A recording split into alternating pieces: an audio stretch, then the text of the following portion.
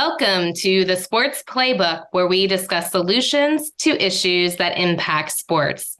I'm your host, Angela Hayslett. Today's guest is Christian Sain, the Director of Golf and Grounds Maintenance for the Country Club of Virginia. Today, we're going to discuss golf course maintenance, keeping it green. Let's get to it.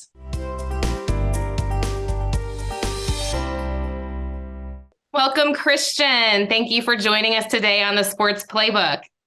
Thank you, Angela. My pleasure to be with you. Excited to be here. Thank you, Christian. I know you have a wealth of knowledge to share, and probably in a subject that not too many people are familiar with, and it has to do with golf course maintenance. I know you're responsible for the grounds at the Country Club of Virginia, which features 3 golf courses.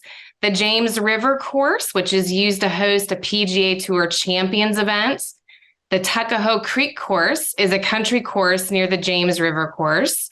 And the West Hampton course is more of a city course used to host the Senior Open of Virginia.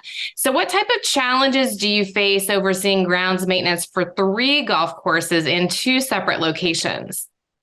Well, some of the challenges, of course, are out of our control, like the weather.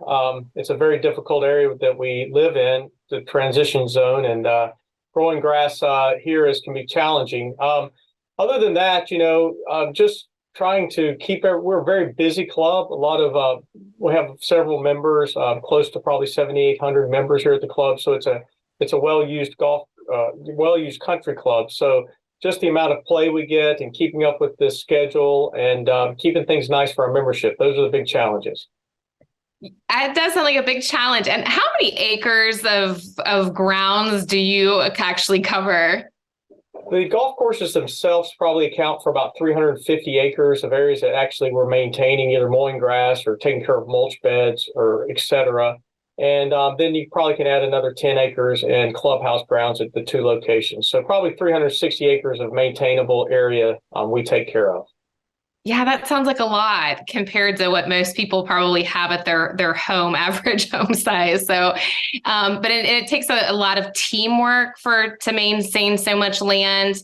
Can you talk to me about how many staff you oversee? Sure, absolutely. During the season, we get up in the 80 or so employees to take care of the properties. And this can range from, we have agronomists, which are folks that take care of the turf grass. We have 2 full-time arborists that takes care of all of our trees on the properties. We have grounds managers, horticulturalists, and we have folks that takes care of our irrigation system. And also we have, 5 mechanics that take care of all the mowers and the transportation vehicles we have. So we're a pretty big operation with a lot of different specialties. And how many of those are actually full-time, year-round employees?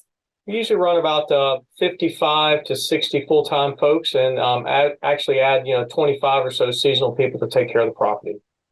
Great, yeah, and is it a challenge? I mean, the golf season, you're operating kind of in a year-round basis, or as long of a season as possible in Virginia. And talk to me a little bit about staffing challenges that you might have when the season dies down a bit. It's just like you said, it's very seasonal. We grow Bermuda grass in our fairways and roughs and tees, and we have bent grass on our greens. And the bent grass stays green and kind of grows pretty good bit of the year, but struggles in the summertime. The Bermuda grass, of course, loves the heat and humidity, and we have plenty of that here in Central Virginia, but it does go dormant when we get our first frost. So when we're cutting 300 acres of Bermuda grass, that kind of comes to an end, around the 1st of November. And now it's starting to peak. You can see a few green leaves out there, but we really don't get back to cutting the grass, until April into May. So it's a very seasonal with staffing as well. So we rely upon a, fairly robust seasonal staff to help us to maintain all the acreage when the grass is actively growing. And you acquire a lot of the staff through an H-2B seasonal visa program. What can you tell us about that program and how that helps support your operations? Sure. The H-2B visa is a federal government program. It's 66,000 visas are released each year. 33,000 are available October 1st, and the other 33,000 becomes available April 1st. You have to apply for these visas. You have to show that you have a need for these folks. So American workers get the first preference during the hiring for these positions. You have to be attested through the Department of Labor. If you attest and you can show the need, then you enter your application in the USCIS to hopefully get some of these visas. Now, the program over the past several years has become in high demand. So there's for the second half cap, is what we call the second half, 33,000 of visas are available April 1st. There's about 150,000+ visa requests for those 33,000 visas. So it's become a lottery and it's very competitive. So we've been fortunate enough to fare well in the lottery or so on and so forth the past few years, but it has created another challenge to doing business here at the club. And is the lottery on a yearly basis? So you have to re-enter the lottery each year, or once you've given those positions, do you get them back in future years? No, it's a level playing surface each year, so everyone has the same chance each year to win or lose during the lottery. So how do you fill staffing needs if you're not given access to those special visas? Well, we wouldn't be doing it if we could easily find folks to fill the positions, but we have been fortunate to find some part-time folks, and of course we do use high school and college kids. It's just the seasonality of the job, and the high school and college kids are great, but they're going to come to work and start mid-May to late May and have to return to school in August. So like I was sharing earlier, our season starts in April and May, and then we have a very busy season in September, October, and into November in the leaf season. So finding folks to do those jobs has been difficult and challenging. And like I said, we do the best we can, but without these H-2B seasonal workforce, we have a very hard time. It's basically impossible to fill all the positions. So many jobs go undone, and we just have to do the best we can. And you actually have a really special helper that you have, a staffer, if you will, your border collie, Luna. Can you talk to us about how your dog is kind of an essential asset to the job? A little sideways there, but we can see how cute the pup is. She's 8 years old. Luna, like you said, is her name. So why we have Luna is that we use the geese to keep the Canada geese off the golf courses, especially over at Tuckahoe Creek.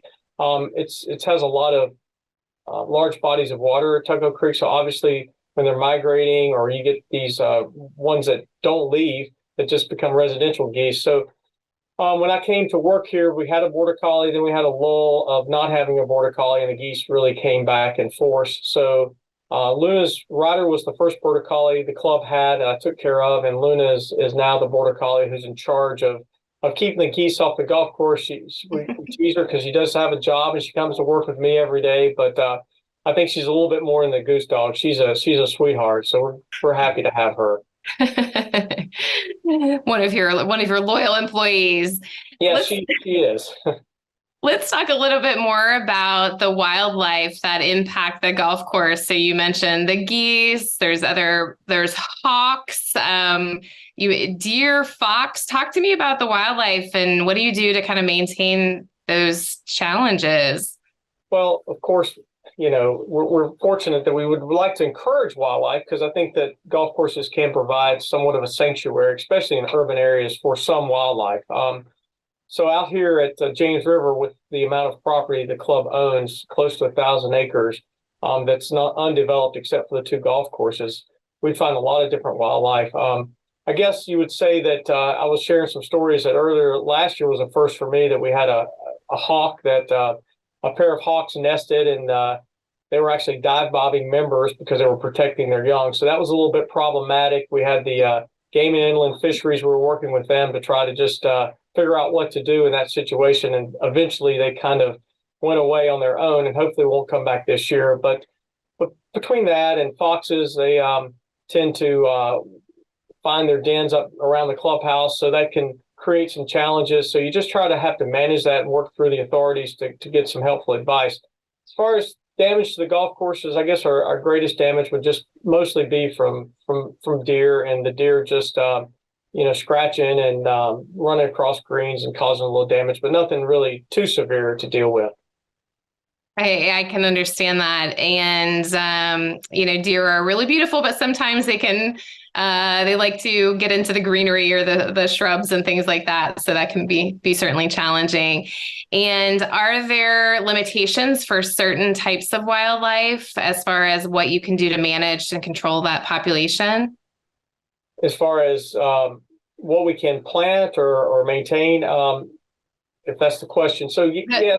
The wildlife specifically, so the animals and whatnot. You mentioned having a game and inland fishery department come in and help you with the mitigation of some of the problems that you might have. Are there certain regulations or restrictions as far as what you can do to control the population? Well, luckily, I can tell you that it's been more of an advisory type situation. Since I've been here, we've not really had to deal with any trappings or removals.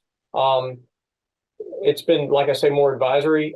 So, yeah, I know there's a lot of regulations to deal with that as far as what you can and can't do as far as trapping and removal. So we're very mindful of that, especially being in the public's eye. You don't want to do anything, a misstep. And of course, I have a dog and I love animals. So, a lot of times they just need a little help to get to the right location. Absolutely. Well, let's talk. You mentioned the landscaping piece. Let's get into talking about that. Some of the landscaping pieces, you have a horticulturist on staff to help with that and beautify the property. What's the philosophy that you use in regards to plants and shrubs? So like I mentioned, part of the selection process at the course out here in the country, what I would call it out in the country versus the one in the city is much different. With the animals, deer especially, we have our palette of selection of plants is limited because the deer, it's a nice buffet for them. So, but most of overall the selection process is we try to be traditional and when I say simplistic, we're not. Our palette of color that we choose is more pastels, not brights, maybe not a lot of reds or yellows. We tend to try to lean toward planting a lot of native plants, things that are hopefully more adapt to the environment. So the inputs for keeping them healthy is lessened. So those are the kind of the overall arching goals that we work for. It's like when you come to the club, it shouldn't be in your face, but you're going to go, wow, this is very calming and very pleasing. So that's what we're trying to achieve. A lot of bulbs in the spring, but like you see in the picture there, a lot of soft palettes, a lot of daffodils because the deer will eat the tulips at James River, so we have to change over to daffodils. So a lot of different things, and you see in that picture there, we have a lot of summer annuals, but they're just planted in certain areas to provide color and enjoyment here. This is where people arrive to the club. Absolutely. And then you have some kind of native areas as well that provide a little bit of a buffer. What's the purpose of the more natural spaces? So Tucko Creek, we try to, once going back, we have 3 golf courses. So we want it to be 3 unique experiences for our members to enjoy.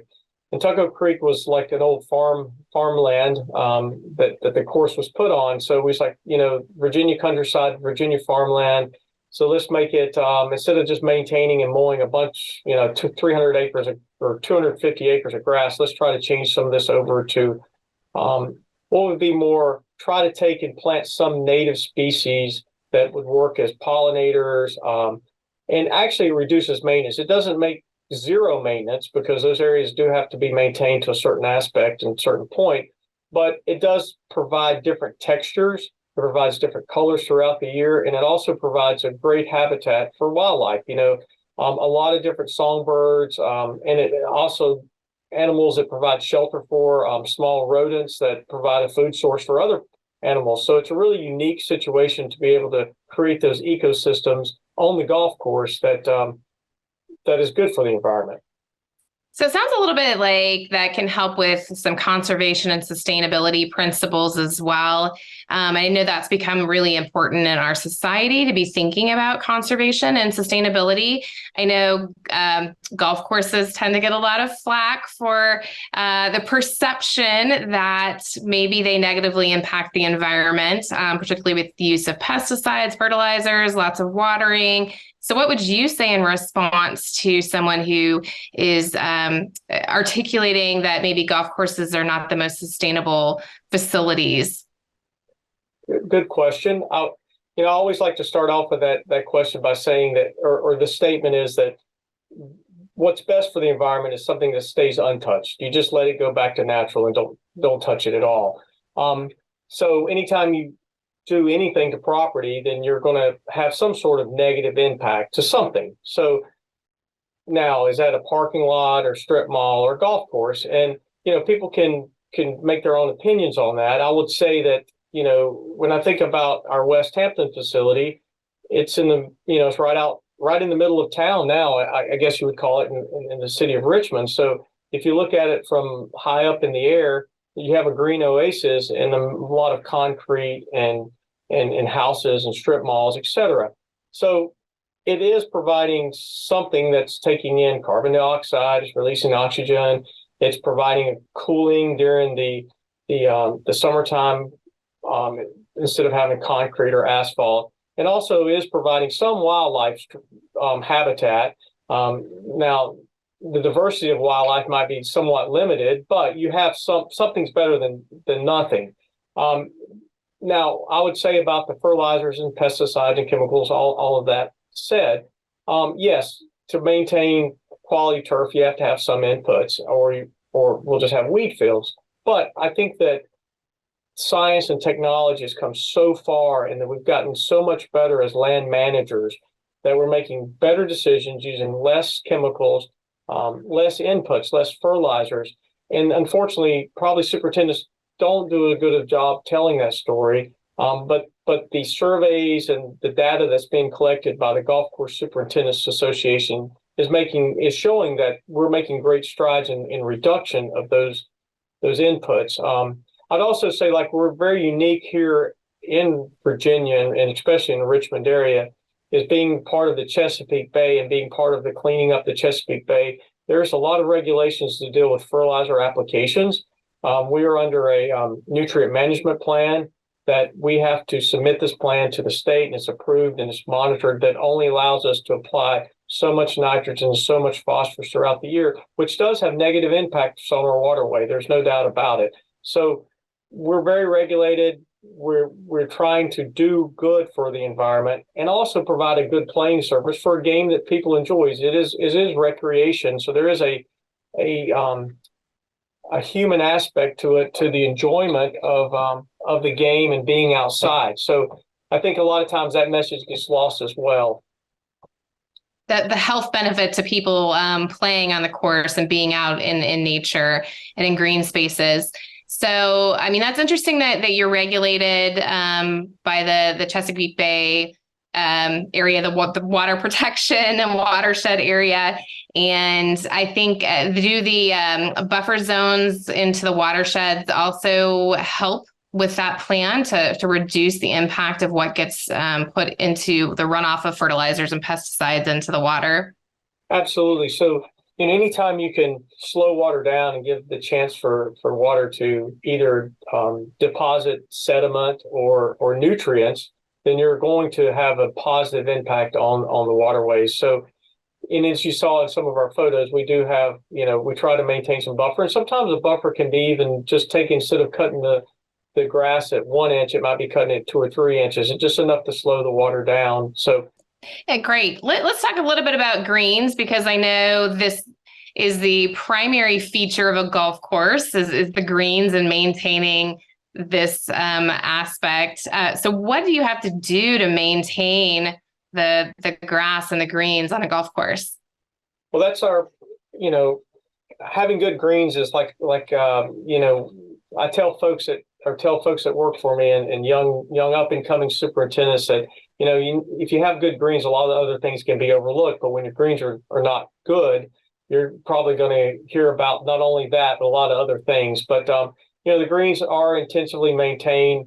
They're mowed daily throughout the season. So here, probably starting in April, we're going to mow them every day with a walk behind mower. So, the guys are probably walking 5 miles a day times 4 guys doing that. So it's a lot of intensive maintenance. You're cutting below an eighth of an inch typically. And then, they might get rolled 2 or 3 times a week, and we roll them not only to smooth the putting surfaces to make them putt quicker. And then, of course, like we said earlier, there's inputs to maintain your, to keep the diseases from taking over. And probably the biggest thing about maintaining good bent grass greens, especially in the transition area, because it gets so hot and humid, is water management. So we'll spend a lot of time each day. If you will come to visit in July, you would see 2 or 3 guys out stabbing these little things we call moisture meters in the green, taking readings and trying to figure out areas that we need to add water to and areas we don't need to add water to. So it's not as simple as just, hey, we'll cut the switch on and water the turf tonight. We do that, but if you get too much water down, you can really damage the grass and kill a lot of grass by overwatering really quickly in the summertime. So a lot of intense maintenance goes into maintaining greens, like I said, and that's the pride of a club, is to have good greens. And you have a computerized system to control the watering of the grass. Is that correct? Yes, we do. All 3 golf courses, we've upgraded our irrigation systems here in the last 10 years. So that's been exciting for us because it's just given us so much more opportunity, so much more control. We can apply water much more uniformly. So we're seeing our water usage kind of be reduced because we're so much more efficient now than what we used to be.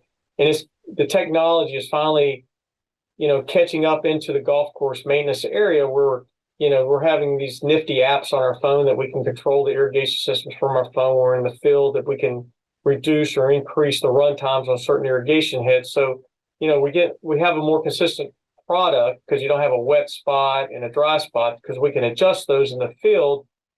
And then hopefully, you're using less water, which is being more responsible. And part of the maintenance requires you to do aeration of the greens, which we have a photo of that. How often do you have to do aeration? Well, we're in this week was aerification week, this week and the next 2 weeks. So so we get real aggressive, like you see in this picture. We'll do this aggressive type aerification springtime. Then we'll do what we call like mini or micro aerifications that really doesn't affect the ball roll. Golfers really don't like this because they're always like, the greens are perfect, why are you tearing them up? I get a lot of that, but in the spring, it takes a little longer for it to heal back because the soils are still chilly. But we'll do aggressive in the spring, let's say. We'll do some small holes throughout the summer months just to kind of keep them open and allow some water to infiltrate through.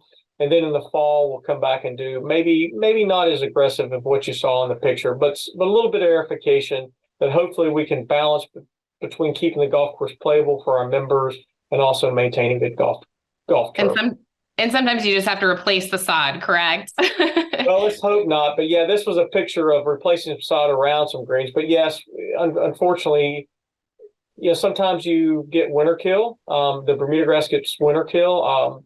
But a lot of times we're replacing sod just to improve the variety, or maybe it just has gotten thin or worn out from traffic, and we just go out and instead of trying to grow it back in, it's just better just to get it sodded and move on. And you have other projects that maybe are more special projects that create a larger impact on the users, like when there's construction in and around the property, and even when you're doing paving of parking lots. Can you talk to us about those special projects and how you plan for those?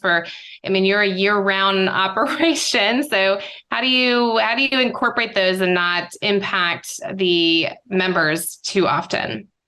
So we're fortunate we created 3 master plans for our golf courses. We started back in 2011. And so the idea is to have these master plans for 2 reasons. Number one is to make sure that we have a roadmap so that as boards change or committees change, we can be consistent with what we're providing our membership. Sometimes we do some big projects, but each year we'll take those master plans and study them and see how we can improve the golf course, maybe it's adding 2 or 3 tees. Maybe it's accommodating a senior golfer tee, or maybe it's a new tee for a longer ball hitter, or it's adjusting a bunker. So we'll look at that and examine that. And then we usually have some general funding to address those items. And we'll try to do that type work. We'll usually close each golf course for a week in the summertime just for doing some aerification and some other maintenance to the Bermuda grass fairways. So we'll try to do those projects during a time where it has the least amount of impact on our membership.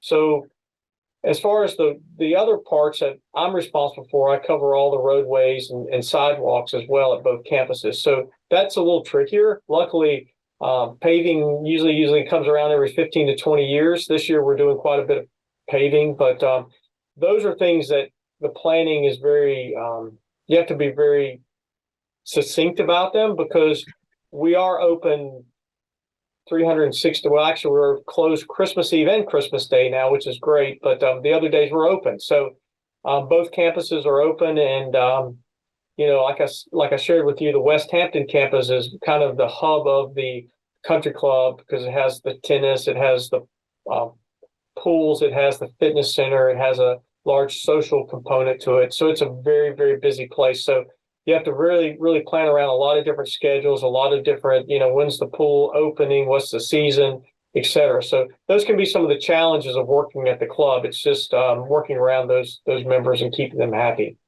And you had a particular incident where last year in the fall of 2022, where a vandal poured petroleum-based product, maybe gasoline, onto 5 of the greens. And this was like a month out from the PGA Champions Tour event. So this effectively killed the grass on 5 of the greens. This is maybe an unexpected project that you didn't have time to plan or prepare or be strategic about. So what can you tell me about this incident that you encountered? Well, like I say, it was an unfortunate incident that was the worst thing that ever has happened to me working on a golf course. We've always had some vandalism, but this one was bad. And regardless if it was a month out from the DCC, it was bad, period, for our members and for their tournament play as well. I will say, during a crisis, it's interesting and it's fascinating to watch how the team comes together and can get things done. And within 5 days, all the areas were patched and repaired. Now, that didn't mean they were perfectly back to 100% playability. But by the time we had the professionals here in mid-October, I knew that when I walked out one day and saw that they'd sit the pin like 6 feet from an area that we had sodded, I felt like, hey, that's great. The guys did a good job returning it to back to what it needed to be. But it's disappointing, and it just tells you that we just got to look at things different nowadays as far as how we secure the golf course and how we take care of it as well. So by the time the pros came, could they actually see where the patching had been done, or was it only perceptible to those who had made the fix? I think it was only perceptible to us that made the fix, because a couple of guys kept saying, I interact a lot with the rules officials, and the rules official will be like, well, where's it at again? And the players don't even understand what you're talking about. And I'm just like, well, that's a good thing. So we like it that way. Absolutely. And it's a beautiful, beautiful course for the athletes to play on. So, Christian, we've learned a lot from your perspective in your role in golf course maintenance. Do you have anything else that you think is important for our viewers to know? Great question, Angela. I've done this all my life. I started working on the golf course when I was 16 years old.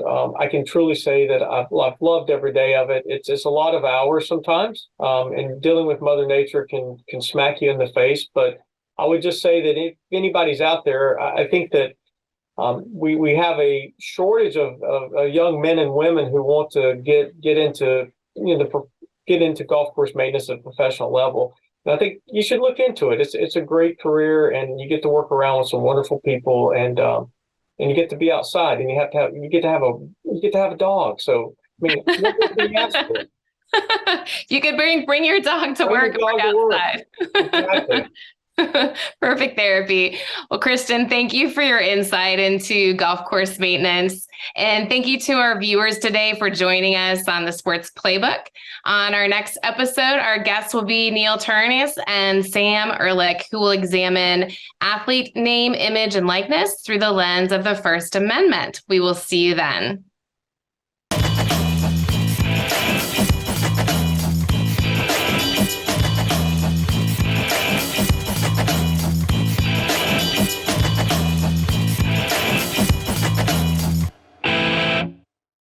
Thank you so much for watching ThinkTech Hawaii. If you like what we do, please like us and click the subscribe button on YouTube and the follow button on Vimeo. You can also follow us on Facebook, Instagram, and LinkedIn, and donate to us at thinktechhawaii.com. Mahalo.